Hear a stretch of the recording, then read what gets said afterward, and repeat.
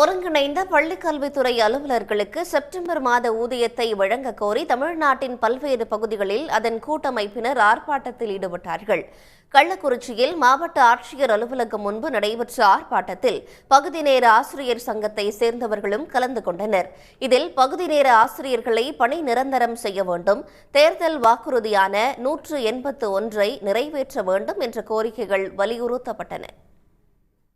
இதேபோல் கோரிக்கைகளை வலியுறுத்தி கடலூர் மாவட்டம் மஞ்சக்குப்பம் தலைமை தபால் நிலையம் அருகில் பகுதி நேர ஆசிரியர்கள் கூட்டமைப்பினர் செல்போன் டார்ச் லைட்டை ஒளிரவிட்டபடி ஆர்ப்பாட்டத்தில் ஈடுபட்டனர். 20,000 பேருக்கு செப்டம்பர் மாசம் சம்பளம் வழங்கப்படாம இருக்கு. இந்த சம்பளத்தை இந்த 20,000 பேர் குடும்ப கஷ்டத்தை உணர்ந்து தமிழ்நாடு முதலமைச்சர் போர்க்கால அடிப்படையில் இந்த சம்பளத்தை உடனடியா வழங்கணும். இந்த பெருந்திரள் ஆர்ப்பாட்டம் மூலமா நாங்க கேட்டுக்கிறோம்.